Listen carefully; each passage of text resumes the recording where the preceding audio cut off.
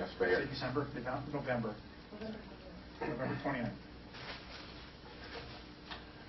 Yes. At the last council meeting, it was stated that I used the word collusion on my third ward webpage. That word's never appeared on my website, and I've never mentioned the school board on the PJ third ward website. What I have done, I think, is done a pretty good job of providing my constituency with as much information on things I'm working on, more information I'm trying to get to keep you informed through the website. I posted copies of documents, letters, written reports, other things I get that are available to the public, save you the trouble of having to foil them. I posted links to videos of committee meetings, council meetings, and planning board meetings so that you can know what's going on. Since the issue came up, and it came up again here tonight in deference to Mr. Mnuchin, about the schools, each of us has asked ourselves where the taxes end, and we all know that the school taxes are a big burden on a lot of folks around here. Mine have basically doubled or more since I've been here. I think it's easy for the council to kind of wash their hands in the matter or point a finger at the school board and administration, but past city council members, I think, must share some of the blame. We've had teachers, administrators, former school board members serve here. Mr. Wortmann, yeah. Old business concerning this council. We don't care about the school board. I'm getting to it, Mayor. I'm getting to it. Please make your point then, if okay. you are. You got it. As an example, I'm making my point. We have a school employee who was a former council member who's now appointed to the planning board this year.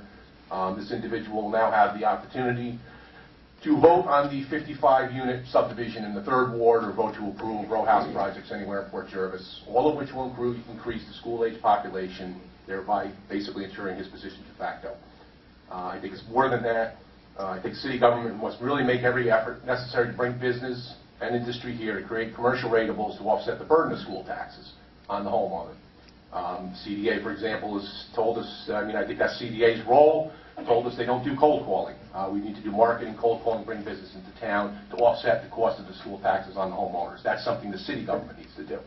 On the other hand, the dropout rate of the school district has a direct effect on whether or not new businesses and new residents even want to move here. I think the connection is clear. I don't know about the legality of the word collusion, but I think to imply that it was welcoming a lawsuit that wasn't what it was all about. Something I posted on the internet. I think it's really stretching it.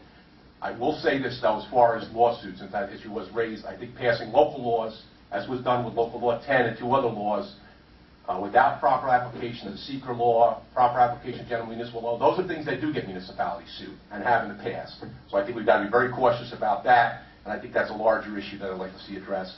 One more thing also, the last meeting also, I think I've been misrepresented on several occasions for my effort to begin the citywide sidewalk upgrade and replacement program.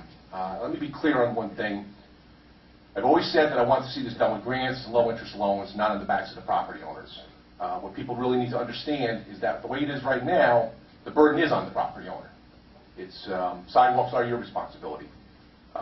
They cost you money. If the city comes along and tells you have to fix your sidewalk, it's going to cost you money, $2,000, $3,000, okay? In effect, it's basically a tax waiting to be levied, should the city come along and demand it. And it's at your cost. And it's just another tax. With my plan, it wouldn't be. I want to get grants and loans and figure out a way to do it, do a citywide program. I don't want it to be on the burden on the homeowners. But I guess it comes down to this, too, since this was brought up under the Save-A-Lot discussion.